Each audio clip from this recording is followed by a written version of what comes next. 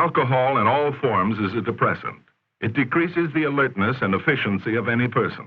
It impairs his judgment and his vision, slows his reaction time, and makes him overconfident. Anyone who has used alcohol should definitely not drive a car. If a driver has been drinking, he should let someone else take the wheel, or he should call a taxi or wait until all effects of the alcohol have disappeared. One of the most hazardous offenses is that of driving under the influence of an alcoholic beverage. Alcohol is absorbed very quickly into the blood and is easily detected. Alcohol and driving do not mix. Studies have shown that a person with only 1/7 of 1% concentration of alcohol in his blood is 30 times more likely to have a collision than a non-drinker. If you drink, do not drive. Speeding is the #1 killer on our nation's roads. More men, women, and children have been killed on American highways than in all the wars of our country's history.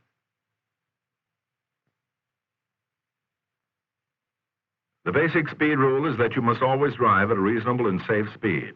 In addition, some states post signs along the roads with maximum speed limits which must not be exceeded.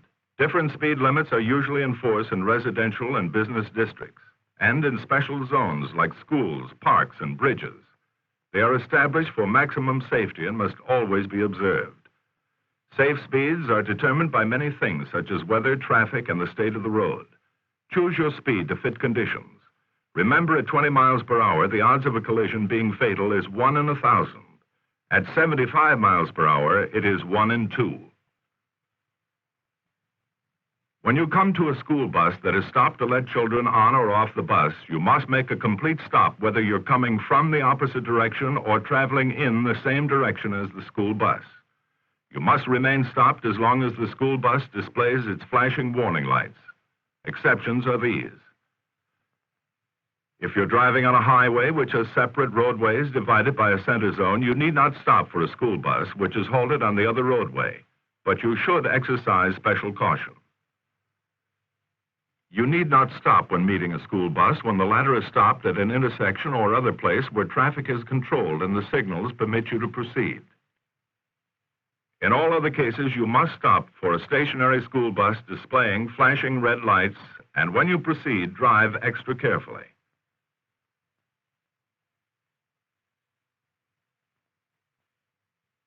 When you are stopped for a red light, wait until the green light comes on. Then look before you start. Don't be a signal jumper. Easing or jumping your car ahead into the intersection on the yellow light can cause serious collisions. The yellow light warns the driver that the traffic light colors are about to change. It means clear the intersection. When you see this light, you should slow down and stop your car, if you can do so without danger to other cars behind you. Then wait for the green light before starting your car again. If you jump the signal before it's green and a car driving across your street in the intersection cannot stop on the yellow light, you may be involved in a bad collision. The signal jumper doesn't get the jump on other cars. He usually jumps into trouble.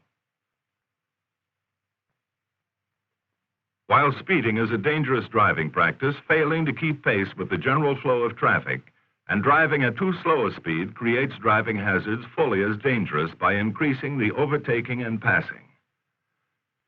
This is especially true on expressways and other high-speed traffic arteries. If you lag behind the normal traffic stream, you hold up the drivers behind you and tempt them to overtake you, even though it may not be entirely safe to do so. The road is not yours alone. Consider your fellow drivers. Any vehicle on a roadway going slower than the prevailing speed must be driven as close to the right as is practicable. Keep pace with the traffic or drive close to the right road edge and stay out of the fast lanes. Make your motoring enjoyable for yourself and the other drivers by driving intelligently. The courteous driver is usually the one that avoids collisions over all others. A well-adjusted, mature person makes a good driver because he realizes that driving calls for courtesy and fair play at all times. He drives not only from his own point of view, but shows consideration for the other drivers.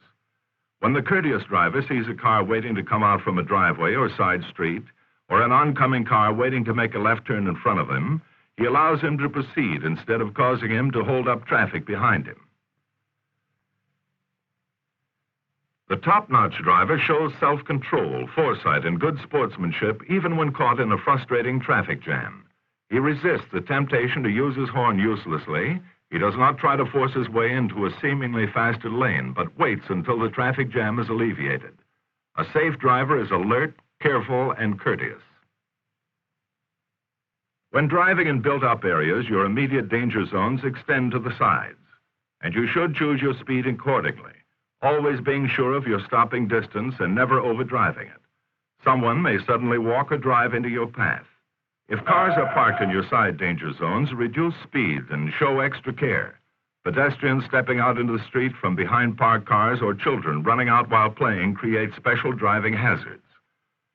Drive with as much room between your car and any cars parked along the street as is practicable and proper. Some imprudent driver may open the left-hand door to get out without first checking to see if it's safe, or pull out from the curb without signaling. Show good judgment. Decrease speed when side danger zones exist.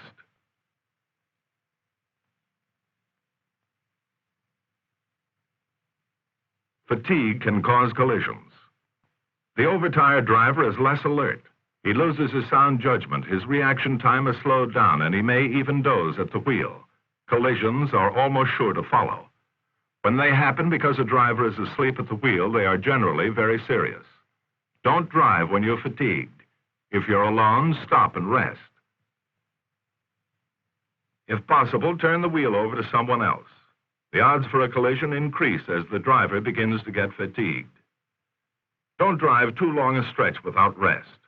To help offset drowsiness, keep plenty of fresh air in the car. Engage in conversation or listen to the radio and drink coffee or strong tea.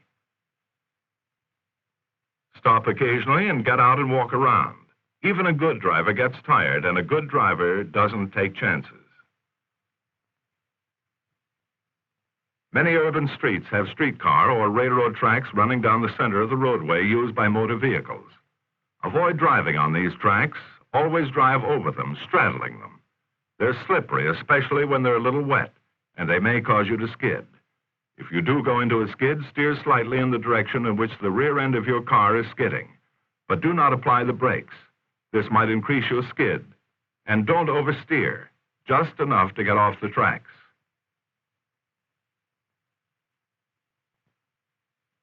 If you must cross streetcar or railroad tracks running in the same direction in which you're driving, slow down and make your signal, and then cross the tracks at a wide angle.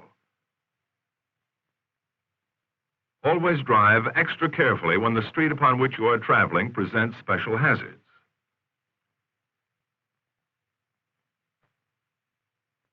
If your car wheels get stuck in mud, deep snow, or sand, you may get it out by rocking it. To rock the car, go slowly forward in low gear as far as you can, then shift quickly to reverse and back up until the wheels just start to spin. Repeat these shifts rapidly several times, rocking back and forth, and using a minimum of power to keep the wheels from spinning. Each successive rock should bring the car a little further out of the hole it's in until you're free. If the wheels merely spin, stop rocking.